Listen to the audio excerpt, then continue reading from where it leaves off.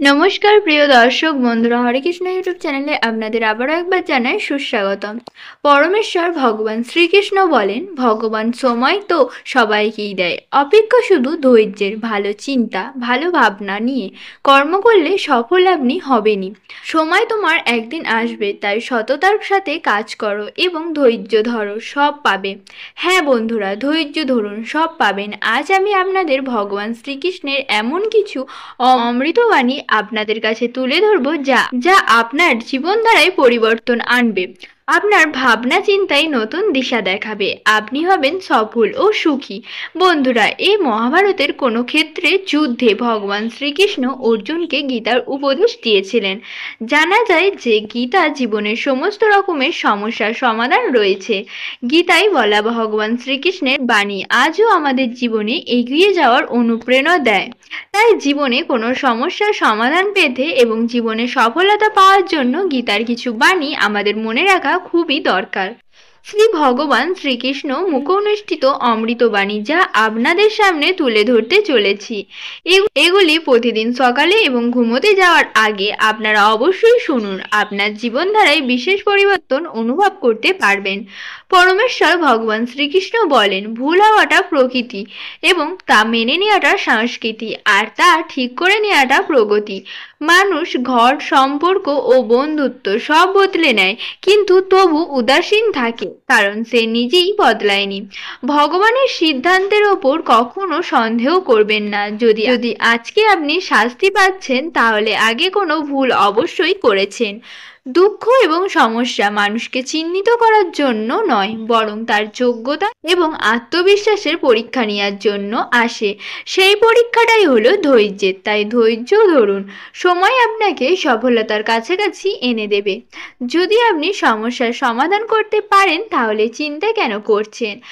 আর যদি সমস্যাটির কোনো সমাধানই না থাকে, তাহলে চিন্তার কোনো প্রয়োজন নেই।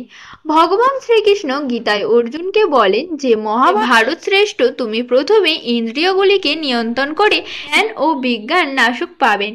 প্রতীক রূপে এই নামেকে বিনাশ করো। স্থূল জড় পদার্থ থাকে ইন্দ্রিয়গুলি শ্রেয়, ইন্দ্রিয়গুলি থেকে মন শ্রেয়, মন থেকে বুদ্ধি স্নেহ, আর আত্মা সেই বুদ্ধির থেকেও শ্রেয়। যে অন্যের কষ্ট বুঝতে পারে, যার মধ্যে দয়া আছে, যাদের মন ভালো, তাদের আর জন্মগ্রহণ করতে হয় না। কাউকে কোনো জিনিস নিয়ে অহংকার করো না, কারণ কে জানে তুমি কোন জিনিস দান করেছো নাকি আগের জন্মের ধার শোধ করেছো। ভগবান বলেন, অহংকারে মানুষের ধ্বংস। কারণ বিশ্বাস যদি না হয়, তাহলে রাবণ, গৌরব ও কংসকে দেখো। কাউকে যদি বিশ্বাস করতে হয়, তাহলে তার কথার ওপর নয়, তার স্বভাবের ওপর নজর দাও। পরমেশ্বর ভগবান বলেন, রাগের সময় কিছুক্ষণ থেমে গেলে, ভুল স্বীকার করলে, ঝুঁকে গেলে জীবন আরও সহজ হয়ে যাবে। ভগবান শ্রীকৃষ্ণ বলেন, যে মানুষ আমাকে চিনে যায়, সে জন্ম মৃত্যুর চক্র থেকে মুক্ত হয়ে যায়। যে ব্যক্তি ভগবদ গীতার পরে বাস্তবে তার ব্যবহার করতে পারে, তার সমস্ত কুকর্মের প্রভাব নষ্ট হয়ে যায়। যার ভাগ্যে আছে তা দৌড়ে আসবে, আর যা ভাগ্যে নেই তা এসেও পালিয়ে যাবে। যেমন দমকা হাওয়া নৌকাকে পথভ্রষ্ট করে, তেমনি মানুষের কামনা বাসনা বুদ্ধিকে বিভ্রান্ত করে। পরমেশ্বর ভগবান বলেন, যে মানুষ সুখ দুঃখে, সম্মানে অসম্মানে নিজেকে শান্ত রাখতে পারে, ওই সম্মানে অসম্মানে নিজেকে শান্ত রাখতে পারে, সেই মানুষ আমার অত্যন্ত প্রিয়। এখন একজন মানুষ সম্পর্ক রাখা বন্ধ করে দেয়, তাহলে বুঝে নিন তার আত্মসম্মান অবশ্যই কোথাও পরীক্ষিত হয়েছে। ভালোবাসা সবসময় ক্ষমা চাইতে পছন্দ করে এবং অহংকার সর্বদা ক্ষমা শুনতে পছন্দ করে।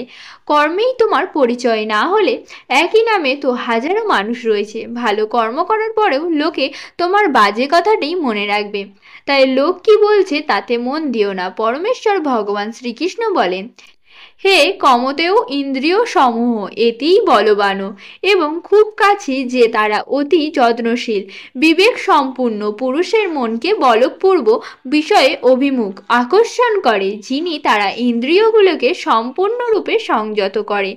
আমার প্রতি উত্তমা ভক্তিপরায়ণ হয়ে তারা ইন্দ্রিয়গুলিকে সম্পূর্ণরূপে বশীভূত করেছেন।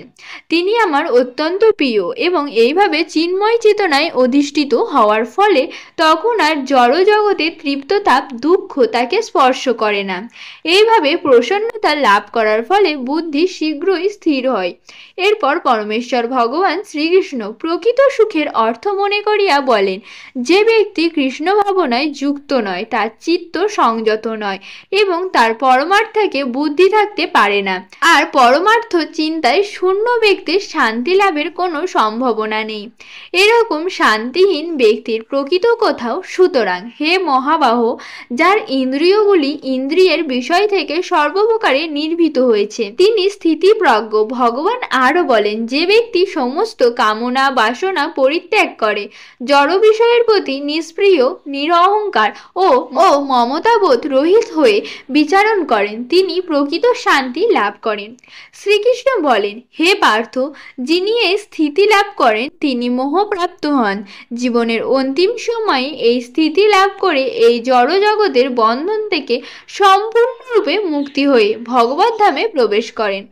ভগবান শ্রীকৃষ্ণ বলেন, যেরকম অন্ধকারে আলো উজ্জ্বল হয় ঠিক তেমনি সত্য সবসময় উজ্জ্বল হয়। তাই মানুষকে সবসময় সত্যের পথে চলা উচিত।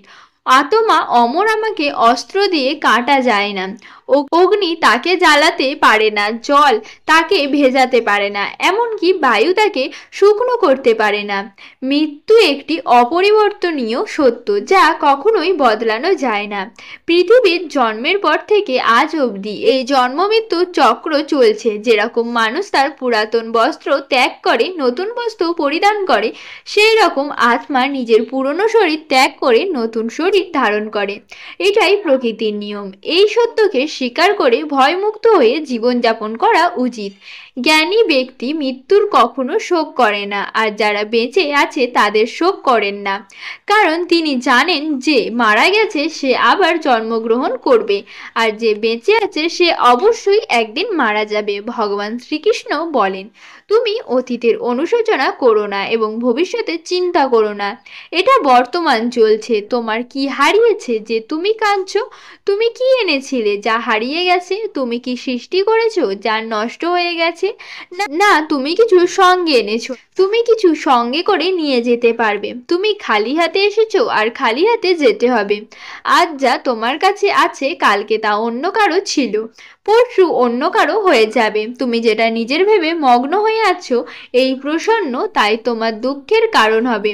শ্রীকৃষ্ণ বলেন, আমি সবে শুরু, আমি শুরুর আগেই ছিলাম, সব শেষ হওয়ার পরেও থাকবো। সবই আমার মধ্যে আর আমি সবার মধ্যে।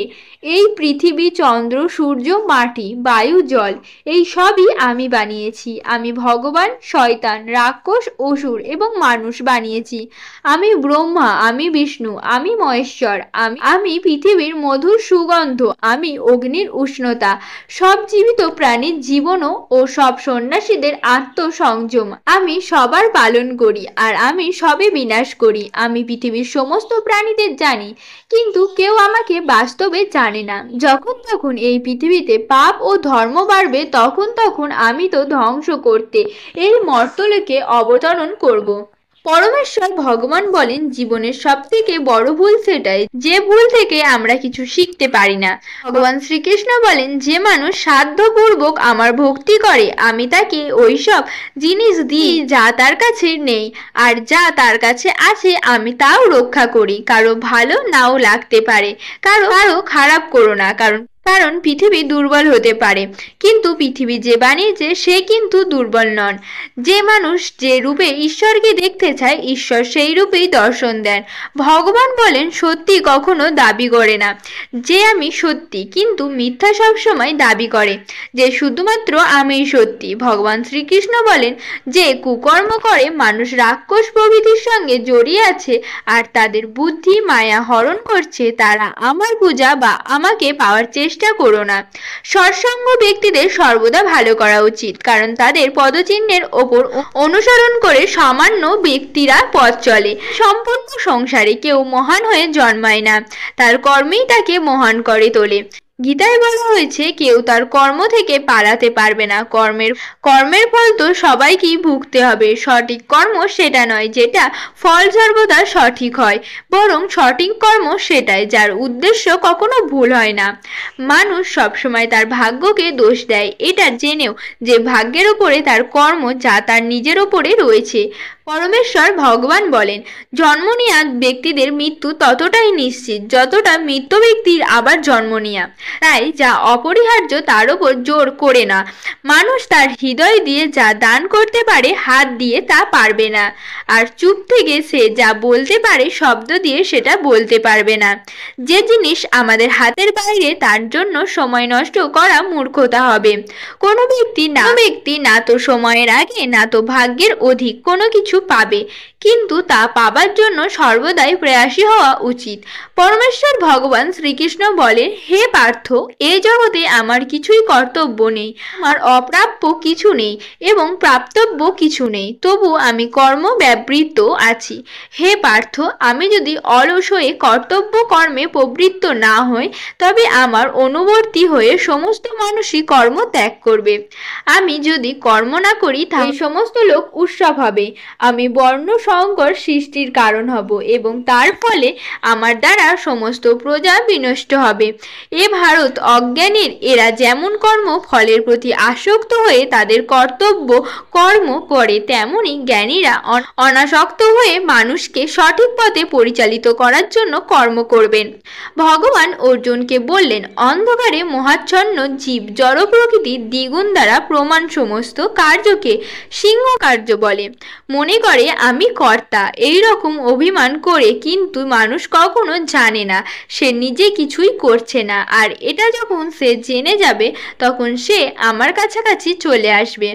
ভগবান বলেন, হে অর্জুন, সব ধর্মের অনুষ্ঠান দোষযুক্ত হলেও উত্তম রূপে অনুষ্ঠিত পরধর্ম থেকে উৎকৃষ্ট স্বধর্ম সাধনে যদি মৃত্যু হয় তা অমঙ্গলজনক, কিন্তু অন্যের ধর্মের অনুষ্ঠান করা বিপজ্জনক। শ্রীকৃষ্ণ বলেন, যিনি সর্বত্র আমাকে দর্শন করেন এবং আমাকে সমস্ত বস্তু দর্শন করেন, আমি কখনোই তার দৃষ্টি অগোচর হই না এবং তিনিও আমার দৃষ্টির অগোচর হন না। হে অর্জুন, যিনি সমস্ত জীবের সুখ ও দুঃখকে নিজের সুখ দুঃখের অনুরূপ সমানভাবে দর্শন করেন, আমার মতে তিনি সর্বশ্রেষ্ঠ। তো বন্ধুরা, আজকের ভিডিওটি এই পর্যন্তই। বন্ধুরা, কেমন লাগলো আজকের ভিডিও অবশ্যই কমেন্ট করে জানাবেন। সকলে ভালো থাকবেন, সুস্থ থাকবেন। হরে কৃষ্ণ।